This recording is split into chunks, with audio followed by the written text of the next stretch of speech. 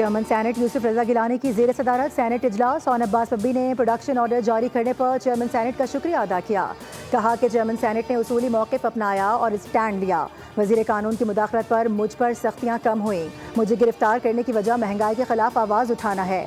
یوسف رضا گیلانی بولے، production order پر جزوی طور پر عمل درآمد سے چیئرمین سینٹ کے استحقاق کو مجروح اور اس کی اتھارٹی کو چیلنج کیا گیا۔ معاملہ استحقاق کمیٹی کے سپرد کرتا ہوں۔ سینیٹر عرفان صدیقی نے کہا کہ استحقاق کمیٹی کے فیصلے تک اس کو موضوع نزاع نہیں بنانا چاہیے۔ مصائب اور مشکلات آتے ہیں، سب نے برداشت کیا ہے۔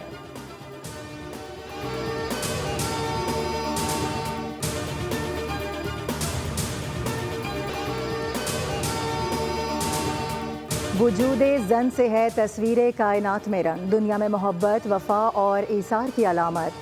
ہر ماں، بہن، بیٹی اور بیوی کو خراج تحسین۔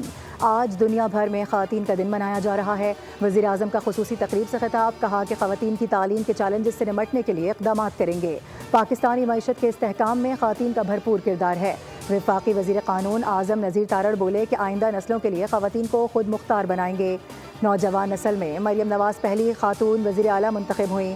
وزیر اعلیٰ پنجاب مریم نواز نے تعلیم یافتہ اور با اختیار خواتین کو روشن اور خوشحال پنجاب کی ضمانت قرار دے دیا۔ عظمہ بخاری نے کہا کہ شہر سے باہر کام کرنے والی خواتین کے لیے ہاسٹل بنا رہے ہیں۔ خواتین کی معاونت کے لیے پنجاب حکومت سیل بنا رہی ہے۔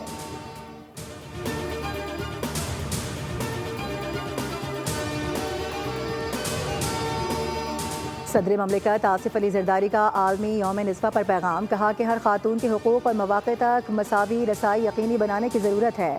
اقوام متحدہ کے سیکریٹری جنرل انتونیو گوئٹریس نے کہا کہ خواتین کی آواز دبانے کے لیے ڈیجیٹل ٹولز استعمال ہو رہی ہیں۔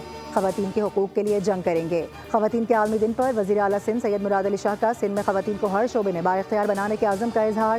ترقی کا سفر خواتین کی شمولیت کے بغیر ناممکن قرار دیا۔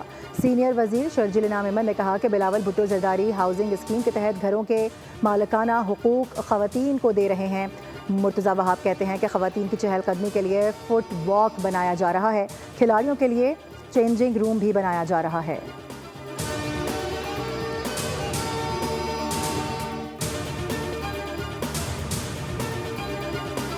اور پنجاب کی 62% عوام نے عوامی خدمت اور مسائل کے حل کے لیے وزیر اعلیٰ پنجاب مریم نواز کی 1 سال کی کارکردگی کو غیر معمولی قرار دے دیا۔